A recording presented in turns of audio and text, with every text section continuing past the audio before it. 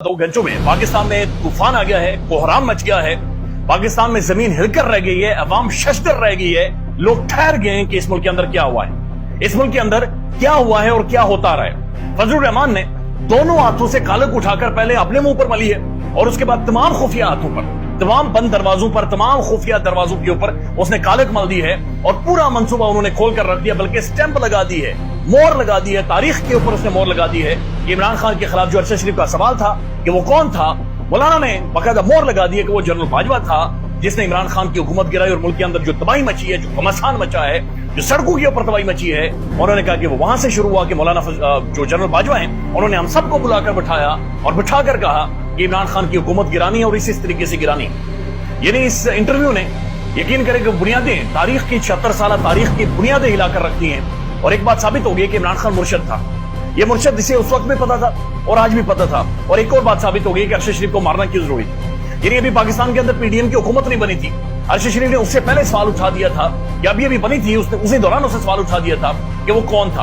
अरशद शरीफ इनकी जड़ों तक पहुंच चुका था, अरशद शरीफ इनकी बुनियादों तक पहुंच चुका था। अरशद शरीफ 76 साल तारीख ने वाहिद एक साफी प्रोड्यूस किया, वाहिद एक गैरतमंद पढ़ा लिखा नौजवान एक साफी प्रोड्यूस किया और उसे बाद में मार दिया गया। अब ये भी बातें खुलकर सामने आ रही है कि इसमें अदालतों ने सहूलतकारी की है। यानी उस वक्त जो रात को अदालत खुली थी असल में उसने खुलकर सहूलतकारी की है, उमरता बदयाल ने खुलकर सहूलतकारी की है। और यह भी बात साबित होती है कि इसका मतलब यह है कि जो अरशद शरीफ को पाकिस्तान से बाहर जाना पड़ा और अदालतों ने उसे इंसाफ नहीं दिया, वो सुप्रीम कोर्ट को लेटर्स लिखता रहा, खुतूत लिखता रहा, मुखातिब करता रहा,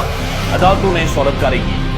नाज़रीन, तारीख का एक बहुत काला पन्ना मौलाना ने खोल दिया है, मौलाना ने कालक मल ली है और मौलाना इसलिए ये सच बोलना शुरू हो गया है, बल्कि आधा सच बोला है मौलाना ने, अभी सिर्फ 2% सच बोला है। मौलाना मजीद बोलेगा और मौलाना का पेट फटेगा, ये पेट फट कर सब कुछ मौलाना निकाल कर बाहर फेंकेगा, क्योंकि अभी भी मौलाना जो झूठ बोल रहा है ये आधा झूठ सच बोल रहा है, 2% सच बोल रहा है और वो भी दाजी तरीके से, बड़े इधर उधर करके मौलाना सच बोल रहा है। खुलकर सच नहीं बोल रहा, ये खुलकर सच बोलेगा तो मजीद आपके कलेजे फट जाएंगे कि इस मुल्क के अंदर असल में क्या क्या होता रहा है। और मौलाना जो बोला है फजलुर रहमान, वो इसलिए सच बोल रहा है क्योंकि इस वक्त मौलाना को ये पता चल गया है कि मुझे अपना सियासी अगर करियर बचाना है तो इमरान खान की उंगली मुझे थामनी होगी और उस उंगली के साथ लटक कर मैं अपना सियासी करियर बचा सकता हूं, नहीं तो मेरे पास और कोई हल नहीं है। मुझे अवाम ने बर्बाद करके रख दिया है। पाकिस्तानी अवाम ने जो 2024 के इंतखाबात में वोट डाला है,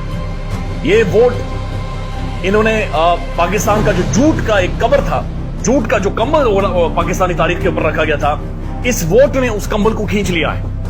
आपके वोट ने वो तमाम तर झूठ की दीवारों को गिरा कर रख दिया है और ये तमाम तर किरदार अब खुलकर सामने आ रहे हैं और एक एक चीजें बता रहे हैं। अब मौलाना फजलुर रहमान क्या कह रहे हैं वो मैं आपके सामने रख देता हूं। नदीम मलिक के शो में उन्होंने खुलकर बातचीत की है, साथ साथ तहरीक इंसाफ का वक्त एक मौलाना से जाकर मिल रहा है, उस बारे में बातचीत करते हैं, लेकिन साथ साथ ट्विटर के ऊपर इस वक्त जो घमासान मचा हुआ है और आर्टिकल 6 की बातचीत की जा रही है कि आर्टिकल 6 लगाया जाए, तमाम तर बदबूदार किरदारों को बुलाया जाए और उनसे आज सवाल पूछा जाए। इसके ऊपर खुफिया इदारों के इदारा के साबिक सरबराह जनरल फैज साहब का भी एक मौक़िफ़ सामने आया है। बहरहाल ऑथेंटिक है या नहीं है, लेकिन मौक़िफ़ मुख्तलिफ कुछ अहम तरीन साफियों और शहबाज गिल साहब ने भी इसे शेयर किया है, वो भी आपके सामने रख देते हैं। लेकिन सबसे पहले मौलाना क्या रहा है। फजलुर रहमान साहब ये कहते हैं कि फैसले अब मैदान में हों, मैदान के बगैर फैसले नहीं होंगे।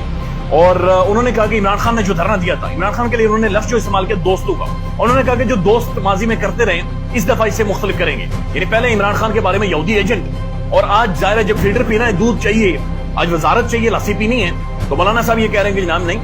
दोस्तों का कुछ मुख्तलिफ तरीका था, हमारा तरीका मुख्तलिफ हो गया। अब वो असल चीज की तरफ आ रहे हैं। उनसे पूछा गया कि इमरान खान की जो रिजीम चेंज हुई है इमरान खान के खिलाफ, ये किसके कहने पर पाकिस्तान में रिजीम चेंज हुई है। मौलाना ने कहा कि मेरे पास जनरल फैज आए थे और जनरल फैज ने, यानी उस वक्त बड़ी अहम शख्सियत थे, जनरल फैज ने मुझे आकर कहा कि आपने सड़कों पर आकर कुछ नहीं करना, इन हाउस तब्दीली लेकर आए,